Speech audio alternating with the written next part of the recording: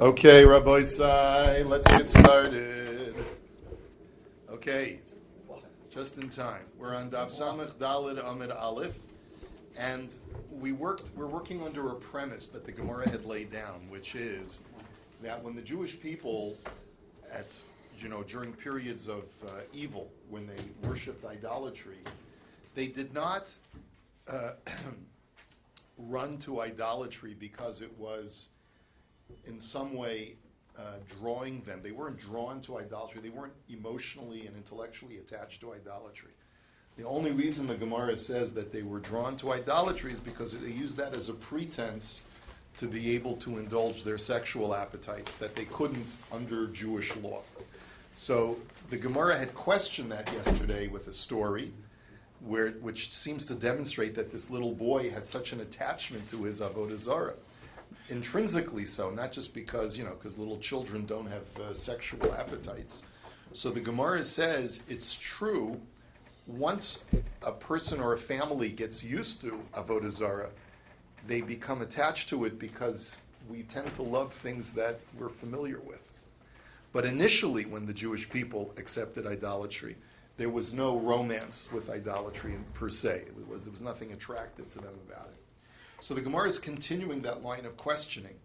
On Daf Samach Daled Amid Aleph, on the 6th line, Tashma, Vayizaku b'kol gadol el Hashem Elokehem. This is by Ezra and Nehemiah. When they come back to build the second temple, they cry out to Hashem with a loud voice. My Omer. What were they crying out? Like there was some expression of tshuva or desire to come closer to Hashem. What were they saying? Amar of Yehuda v'tema Rabbi Yonasan, Baya Baya, Hainu da'achra ve'labesa v'kalya lehechla v'katlinu l'tzadike v'aglinu liYisrael me'arayu v'adainu merake beinan. They said, woe. That's what Baya Baya means in Aramaic. He says, Hainu, this evil inclination that we possess, and it's clear that it's referring to the evil inclination that caused us to sin in multiple ways, including the evil inclination for avodah-zarah, has caused the destruction of the temple and the burning down of the entire heichal of the structure, and it killed all of the righteous, and it put the Jewish people in gullus from their land. And it is still dwelling and dancing within us. Klum yahavase lon ela lekibule be'agra, lo ihu ba'inan v'lo agre ba'inan. Hashem, you only gave this Yetzer Hara to us so that we could receive reward upon resisting it. But guess what? We desire neither it nor its reward. We'd rather get rid of the Yetzer Hara. So, Basar da'avikube. So the Gemara's question is, you see very clearly here that the Jewish people had a Yetzer Hara for avodah-zarah. Otherwise, they wouldn't complain in this way. And if you tell me there really is no Yetzer Hara for avodah-zarah, there's no real lust for avodah-zarah, it's just a pretense, then how does this story make sense? So the Gemara answers, you're right. After the Jewish people had embraced avodah-zarah, because of that pretense, they became emotionally attached to it and desired it. Again, now, the Gemara continues this story about the dilemma of rebuilding the temple and trying to do so in a way that we would not fall prey to idolatry in the process. So this is really the whole storyline over here. So Yasvu Tlasi Yome B'Ta'anesa, Bo Rachame Nafalu Piska Mirakia Dav Ksiv Ba Emes. So they sat in fasting for 3 days in the midst of prayer to ask Hashem for divine aid. And a piece of paper or parchment came down from heaven with the word Emes on it, which is a sign that it was from Hashem because that's Hashem's name. Amar Rabbi Chanina Shma Mina Chos Mashal HaKadosh Baruch Hu Emes. We see that that's God's seal. God's seal is the word Emes, truth, which is what God uses to ratify everything that He does. So Nafak Keguria Denura Mi Beis Kodshe HaKodshin. So basically, God was assenting to their desire to eliminate the Yetzer Hara for idolatry. And at that moment, a small image in the shape of a lion came out of the Holy of Holies.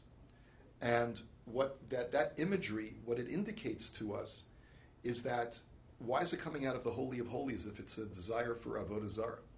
Like if you're going to personify the Yetzer Hara for avodah-zarah, why is it coming out of the Kodesh HaKadoshim? The answer is because the very lust for idolatry is what gives rise to the lust for serving Hashem in a temple format, in the sacrificial format. So that's important to appreciate. The reason why we don't have an appreciation for karbanos today is the same reason why we don't have an appreciation for avodah-zarah today. That kind of ritualistic worship just simply has been eliminated from within us. And that's what is being represented by this image of a lion of fire coming out of the Holy of Holies. So Amar Lahu Navi li Yisrael Hainu Yitzra de Avodah-zarah. So the Navi said to them, this is the Yetzer Hara for avodah-zarah, which is now departing. And so they wanted to capture that Yetzer Hara. So Bahari de Katavsile Ishtamit Bini Samine Va'azal Kale Ba'arbemea Parsi. So they were grabbing this lion of fire to entrap it and to subdue it, and they accidentally pulled out a hair out of this fiery lion's mane, and its cry of pain traveled for 400 parses. Which all of this is metaphorical, I believe, and it is very esoteric as far as what it's communicating, but it's essentially describing the fact that there is still great potency to this, and we can't just flippantly tamper with it. So Amru Heichi Niavid Dilma Mishmai Merachami Alei. So they said, what are we going to do if just letting one hair off of its head be pulled out, this mighty roar comes out, which is shaking everything? Then maybe from heaven they'll protect this Yetzer Hara from being destroyed. So Amar Lei Navi Shajuhu Beduda de Ivra the Chasyuha Beivra de Shayif Kale. So the Navi said to them, place this Yetzer Hara for avodah-zarah in a lead tube and cover it up, seal it with a lead cap at the end of the tube, and the lead absorbs sound. It's an insulator. It absorbs sound. And Dichsiv Vayomer Zosar Risha'a Vayashlecha Soil Tocha Eifa Vayashlecha Sevena Oferes Alpia. And this is a pasuk from Zechariah, which Chazal say is descriptive of this story. That the Navi says this is the evil, and he thrust it into an ephah, which is a lead container, and he placed the lead bottle stopper on its mouth. Amri hol ve'es ratzon hini boy rachami ayitzra da avera. So they said, Baruch Hashem, we've captured the Yetzer Hara for avodah-zarah. But now that it is a time of divine compassion, let us also ask Hashem to allow us to subdue the Yetzer Hara for sexual crime. So boy rachami imsar biyadaihu chavshuhu tulasayomi. So they prayed, and Hashem assented to that request as well. So they were able to chap and grab and arrest the personified Yetzer Hara for arayos, for sexuality, and they kept it trapped for 3 days, presumably in the same kind of contraption, this lead tube. However, there was a problem. Once you eliminate or subdue the desire for sexuality, then it ceases to exist even in the animals, and there will be no more reproduction, and chickens will no longer lay eggs. They were looking for a fresh egg for a sick person, and they couldn't find it. So Amru Heichi Navid, Niboy Palga Mirakia Lo Yoavi. So they said, what should we do? Should we ask to have the Yetzer Hara's power cut down by half? And like Rashi explains in Yomad, what they were asking for is, maybe we can ask Hashem, only allow us to have a Yetzer Hara for the opposite sex when it comes to our own wives, but we won't have a taiva for other women. So they said that's not going to work, because you can't ask for a half of a Yetzer Hara. You either have a Yetzer Hara or you don't have a Yetzer Hara, which is a little bit difficult to understand. But the point being is that if we're going to have a sexual appetite for our wives, it's inevitable that we're going to have the desire for other women as well. So therefore, what can we do? So they couldn't subdue fully the Yetzer Hara. They had to let it go. But before they did, they put some blue dye in its eye in order to weaken the Yetzer Hara's vision. And as a result of that, even though the Yetzer Hara for sexuality still exists, but at least one thing we've been able to quench, and that is the desire for one's relatives. That desire for incest no longer exists, at least not among the Jewish people. So Amar of Yehuda Amar Rav, so again, we're running through this because of time constraints, but realize that there's something very deep here. Amar of Yehuda Amar Rav, Maisa benachris echas shahisa chola biyoser, Amra im tamud hayisha mecholia telech v'tabel l'chol avodah-zarah sheba'olam. The Gemara now relates a story related to this idea about is avodah-zarah intrinsically valuable or is it just a pretense?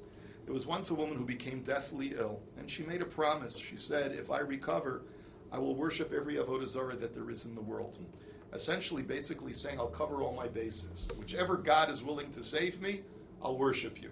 So, Amda, v'holcha l'chol avodah-zarah sheba'olam, kevin she'higia lepo'or, shala l'komer b'meh over in Lazu. So she recovers, right? And so she says, okay, I got to fulfill my pledge. So she travels the world, worshiping every avodah-zarah that she can find. And when she gets to the Baal Po'or avodah-zarah, she asks the priests, how do you worship this idolatry? So Amrullah, Ochlin Tardin Vishosin Sheikh or Matrizin Bifanel. They say, well, you have to ingest a laxative. So you eat beets, and you drink freshly brewed beer, and this will act as a laxative. And then you go in front of the Baal Po'or and you defecate. So Amra Mutav Shetachzer Aisha Luchulia Belotabud Avodah-zarah Bekach. So she said, you know what? I'd rather go back and be sick than have to worship idolatry in that fashion. So, and then Rav Yehuda, who's relating the story, says, Atem Beis Yisrael Einon Kain. Words of Musar. He says, you, the Jewish people, were not like this woman, because when you worshipped Baal Po'or, you did it with gusto and with a desire. Cain, as its pasuk says, Hanitz madim leval kemupo'or kitsamid pasil, because the Torah at the end of Parshas Balak, when it relates, and the beginning of Parshas Pinchas, when it talks about the Jews who were drawn to Baal Po'or, the verb is nitzmadim. And Rav Yehuda says nitzmadim comes from a verb that means to be tightly attached to.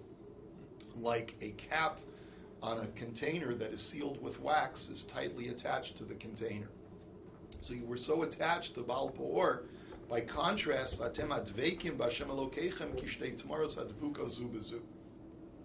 By contrast, when you attach yourself to Hashem, it's a very flimsy attachment, because the word devekus is like when you have two sticky dates that are sticking to each other, you can just easily pull them apart.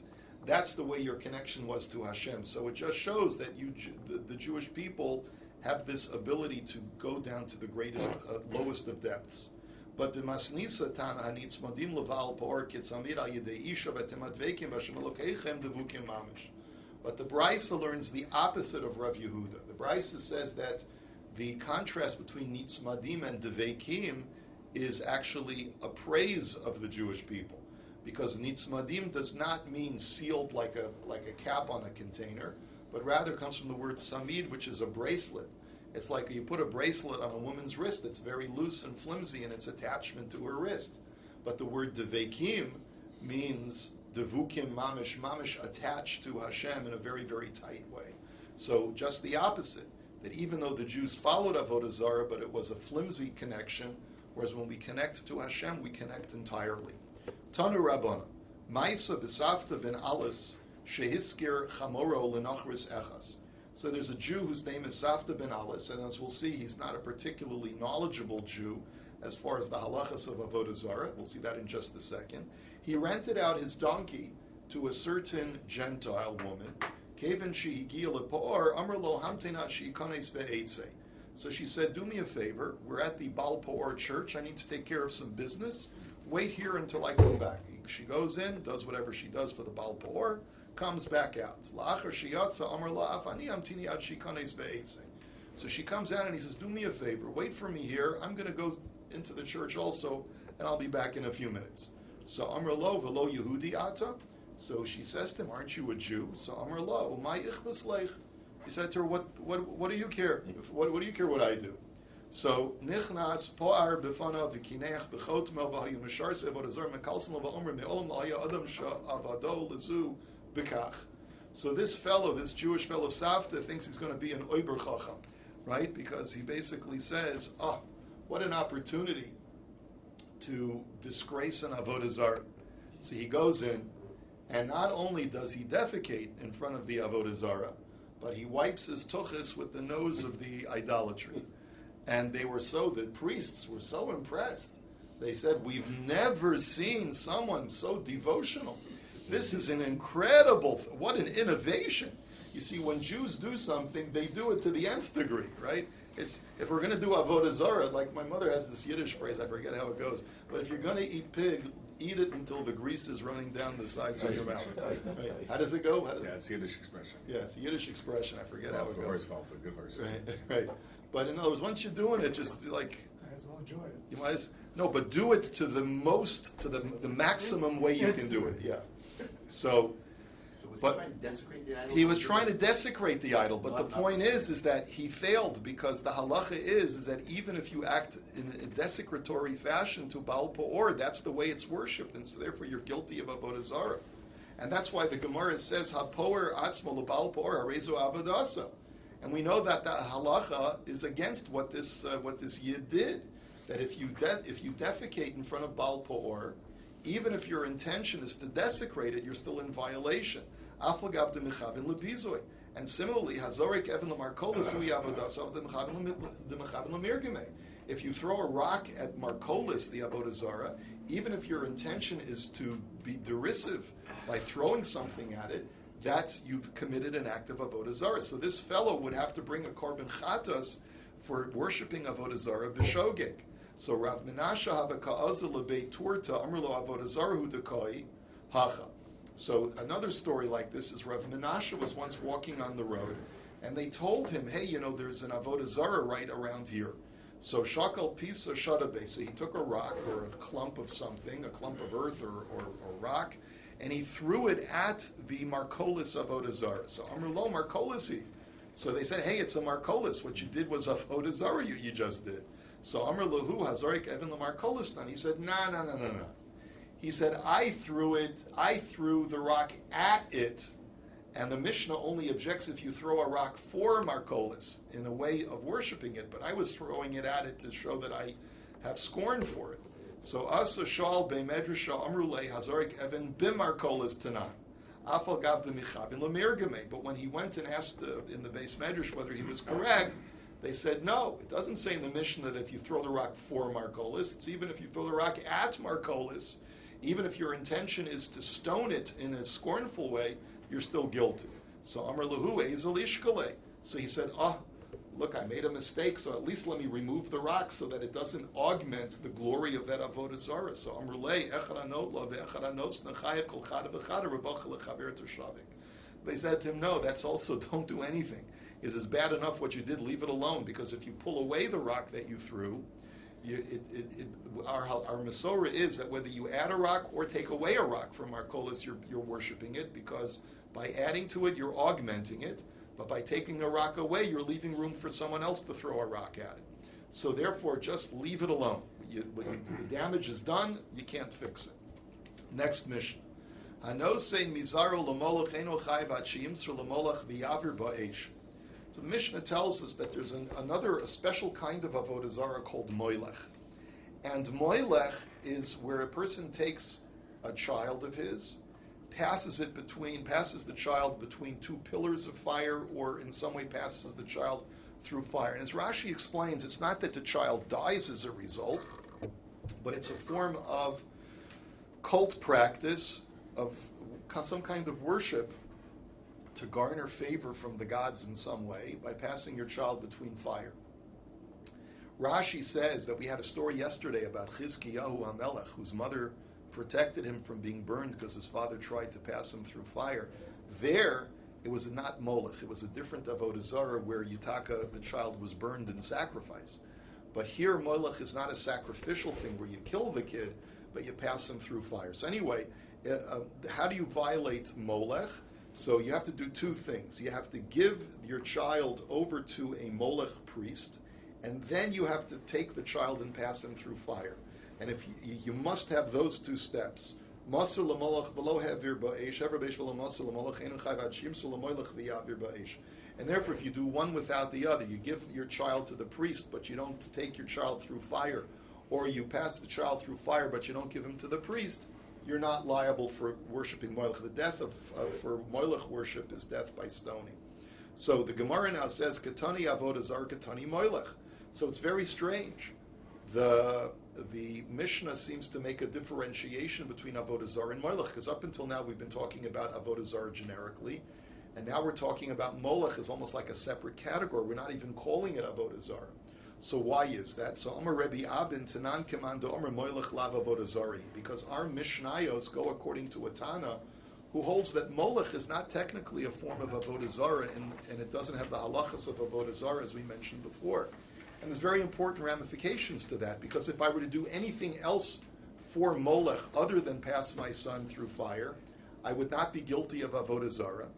And conversely, if I pass my child through fire for other avodah-zarah, in the same way that I do for Moilech, I haven't done an avodah-zarah form of worship. It is neither avodah-zarah worship, nor is Moilech a deity in the same way that other types of avodah-zarah are deity worship.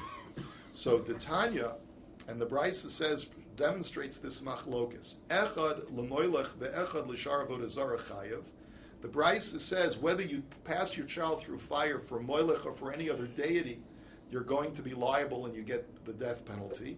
But Rabbi Elazar Reb Shimon Omer la Moilech chayiv shalom Moilech potter. He says no, you're only liable if you do this for Moilech, but not if you do it for any other deity. Amar Abaye Rabbi Elazar Reb Shimon Rabbi Chanina ben Antignos Amar Dover Echad. That Abaye says that these two Tanoim hold the exact same way. Rabbi Elazar Reb Shimon Hada Amran. Rabbi Elazar Reb Shimon, who says that Moilech is not the same thing as avodah-zarah. That was, we just spoke out. And Rabbi Chanina ben Antignos, the Tan Rabbi Chanina ben Antignos, Omer mipnei matov satorah loshon moilech, kol shehim lichuhu aleim afilu tzur va'afilu kisem. He said, the Rabbi Chanina ben Antignos says, why is it called moilech? Because it's to teach you that even if you designate something trifling, like a pebble or a chip of wood, as moilech, and then you pass your child through fire for the sake of that pebble or chip, so then you're in violation of Moilech. Now, clearly you're not making that pebble into a deity, so therefore it seems that he holds the same way as Reb Shimon ben Elazar. So Rava Omer Moilech Arai Ika Benayah. So Rava says no, they could be arguing with each other in one sense, in that it could be that according to Reb Shimon ben Elazar, in order for something to be defined as Molech, it has to be a permanently designated either statue or object that is designated as Moilech. For Rabbi Chanina, however, it could be that even a temporary designation is sufficient to be liable for Moilech. So it doesn't necessarily mean that they fully agree with each other. Amar Rabbi Yanai, Eino chayv an sheyim sarenu lemisharsei avodah-zarah, shenemar umizaracha lo sitein laha'avir lamoilech. So going back to our Mishnah, you're only committing the crime when you give your child over to the priests of Moilech. And how do we know that? Because the Torah uses the verb laha'avir, to pass your child over to another party. Tanya nami hachi, yachol havir v'lo masar yehi chayav. It says lo sitein, rather. Do not give your child over to others. So we have a brisa to support that. Yachol havir v'lo masar yehi chayav tamalomer lo sitein. The brisa says the same thing. If you pass your child through fire, but you didn't give him to the priest, you might think that you're liable, and therefore the Torah says lo sitein. No, you have to first give him in order to commit the act of moilech. And if you give your child to the priest, but you don't pass him through the fire, you might think you're also liable. So therefore the Torah says laha'avir, you have to actually pass your child through. Masar v'ha'avir shelo lamolech yachol yehi chayav. Now what if you pass your child and give him over to a priest, right, and pass him through fire afterwards for another avodah-zarah? You might think that you also get the death penalty of skila. Tamulomar la moilech. So no, the Torah says it has to be specifically for molech in order to be liable for this violation. Masar v'hevir la moilech v'lo ba'esh yachol yehi chayav. Now, what happens if you give your child over to the priest of moilech and you pass him through a gauntlet, but there's no fire in that gauntlet? You might think that that also is a commission of the crime. So Namar kan lahavir v'namar lahalan lo yimatzei v'cha ma'avir bino uvito ba'esh. The verb lahavir is used over here, and it's also used in the context of the Torah prohibits you from passing your child through fire. It says, don't pass your child through fire. So malahalan ba'esh avkan ba'esh makan moilech aflahalan moilech. So since the Torah uses the same verb both times, that pasuk that says don't pass your child through fire is indicative of what moilech is, and that act itself that the Torah says don't pass them through fire is in itself moilech. So therefore, if you don't pass the child through fire, you're not doing an act of the crime of moilech. Amar Ravacha berei derava hever kol zaro pater shnemar mi zaracha v'lo kol zaracha. Another chiddush is Ravacha says that if you take all of your descendants and you pass them all through moilech, so then you're off the hook. Because the whole idea of moilech is where you take one of your children and you sort of purify the rest of your pedigree through using one child as a sacrifice. But it's not if you take all of them. So therefore, and the Torah says, mizaracha, from your seed. Take a look at the Sforno in Parshas Acharemos. Boy Ravashi ha'aviro suma mahu, yashen mahu ben beno ben bito mahu. Ravashi asks three questions. He says, what happens if the child is not conscious or aware that he's being passed through fire, such as he's blind or he's sleeping? And another question that he asks is what about a grandchild? Is a grandchild the same as a child? Do you commit the violation if it's your grandchild that you pass through fire? So tivshot miyachada detanya ki mizaron asan lamoilech. So we can't answer the first two questions, but the last question about a grandchild we could answer, because the Torah says from his seed he has given to Malach. It doesn't say his son or daughter, it says his seed. So matam ulomer lafish nemer lo yimatzei v'chama avir beno uvito ba'esh enli ela beno uvito ben beno uven bito minayin tam ulomer besito mizaro. So if I only had the pasuk of do not pass your son or daughter through fire, I wouldn't know that a grandchild is included. And therefore the Torah says besito mizaro, by giving his seed to Molech. Now, the Brisa pulled a little bit of a fast one, because the Brisa opened up with a pasuk that says ki mizaro nasan lamolech, from his seed he has given to Molech, and the Brisa concluded with a second pasuk talking about his seed besito mizaro lamolech. Two different psukim, but both talk about giving one's seed over to Molech. So the Gemara is going to question the Brisa, be consistent. If you started with one pasuk that says zaro, finish with the same pasuk. Tana pasach b'chi mizaro v'solek besito mizaro, question mark. Why did the Brisa switch psukim on us? So drasha achrinihu, zaro ein li ela zera kasher, zera pasam minayin tamalomer besito mizaro.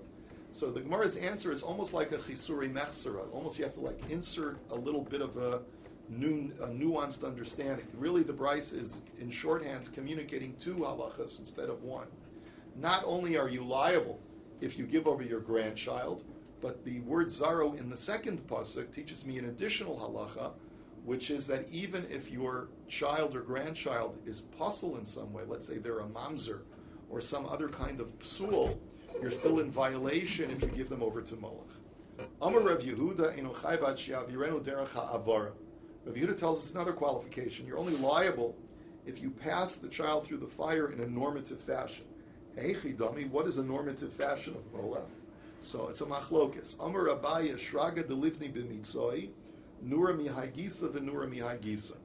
It's a stack of bricks in the middle that the child will walk on, and on either side is a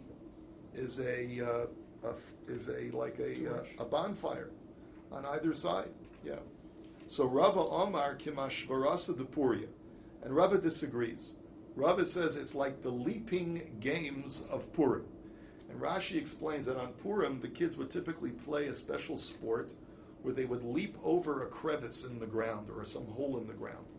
And basically that's what Molech is that they would create a fire pit and you would jump with your child over the fire pit, and that is what passing through Molech is. So Tanya Kavase de Rava, we have a brisa that actually supports Rava's narrative. Eino chayev ad she'avirenu derech ha'avara. And then it says, ha'avira beregel pater. You're not liable until you pass your child through the normative way, and if you pass him through just by walking, you're pater. So you see from here that it's not walking, it's leaping. Ve'eino chayev ela al yotze yerecho. And you're only liable for issues of your loin. So hakate sad beno vito chayv ava v'imo ve'achi b'achoso pater. So what that means is only if you pass a child through for molech are you liable. But if you take another relative, like a mother, father, brother, or sister, so then you're pater. So hever atzmo pater. And finally, if you pass yourself through molech, you're going to be pater. But Rabbi Elazar, Rabbi Shimon mechayev. Rabbi Elazar, Rabbi Shimon says no. If you pass yourself through molech, you're also committing the crime. Another machlokas between the Tanakam and Rabbi Elazar is as follows: Echad l'moilech v'echad l'shar avodah-zarah chayv. Whether you pass your child through fire for molech or for some other avodah-zarah, you've committed the crime. And we saw this before. Rabbi Elazar, Rabbi Shimon, oimer l'molech chayv shalol molech pater. He says no. It's only when you do it for molech do you get the death penalty of molech of skila, but for other things not. So for other deities not.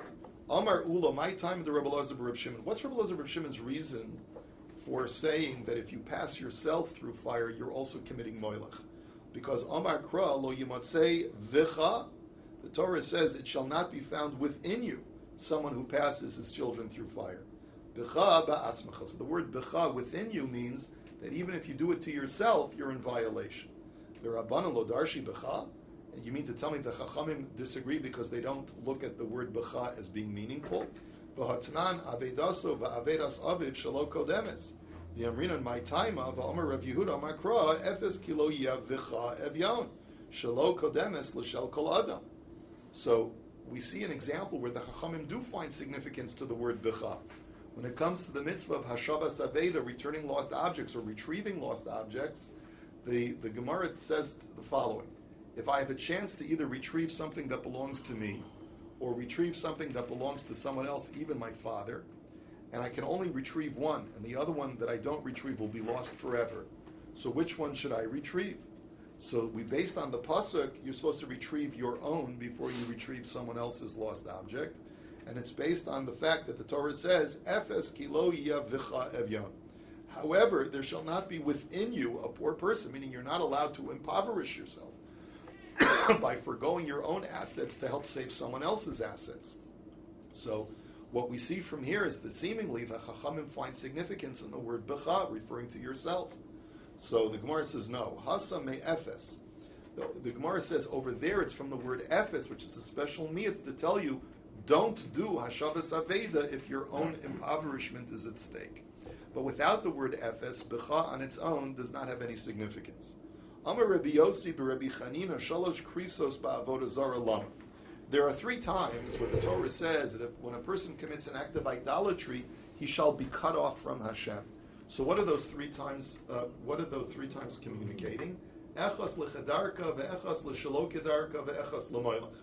One is to tell me that when you worship the avodah-zarah in a normative way, you are cut off from Hashem. Another one is when you worship it in a non-normative way, you are cut off from Hashem. And one is for when you worship Moilech, you are cut off from Hashem.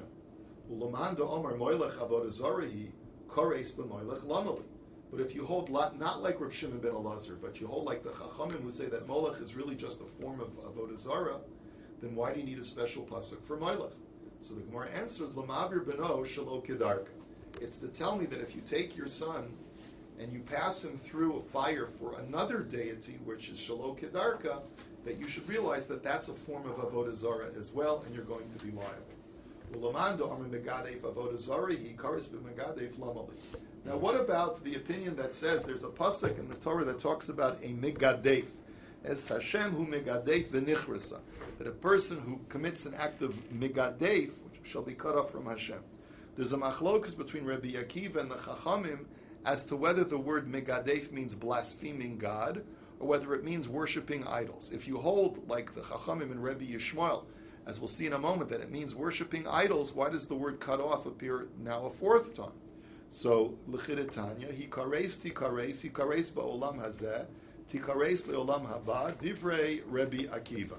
The answer is that Rabbi Akiva, in looking at one of the psukim that talk about being cut off, says that the words hikares, tikares are used in the double format to tell me that when a person gets kares, he's cut off in this world and he's cut off in the next world. And so that pasuk is indicating, so the extra time it says kares over there is to tell me that a person gets cut off from Hashem both in this world and the next world when he commits avodah-zarah. So Amar lo Rabbi Yishmael v'lo kfar nemar v'nichrasa v'chishlosha olamim yesh ela v'nichrasa ba'olam hazeh hikares le'olam-haba tikares dibra Torah kaloshin b'nei adam. But Rabbi Yishmael, he's not arguing with Rabbi Akiva because Rabbi Akiva looks at the pasuk to refer to blaspheming. But Rabbi Yishmael says, my shita is that the pasuk that you just quoted is talking about avodah-zarah. We already have a pasuk by avodah-zarah that says that a person gets cut off. So according to the way you're reading it, tikares means he gets cut off in two worlds. So why do you have another word, v'nichrasa, that he gets cut off in a third world? There are no three worlds. So therefore, when I look at this pasuk, which I learn is talking about avodah-zarah, I say that the v'nichrasa in the other pasuk means he gets cut off in this world. Tikares together means he gets cut off in the next world. Why use a double language? There's no significance to a double language. It's the way that normal parlance that people have is that when they want to speak with emphasis, they say the word twice, tikares. And therefore, in the final analysis, the Gemara says that if you learn that the pasuk of Megadef is referring to avodah-zarah, it's just to add the additional facet that not only do you get cut off from Hashem in this world, but you get cut off in the next world as well. Is Rabbi Yishmael not in Darshan all the times where you have the double infinitive like that? I guess we'd have to look through Shas and do that study. You'll have to work on it. PhD. Martin. Okay, right. Anyone saying Kaddish? Okay.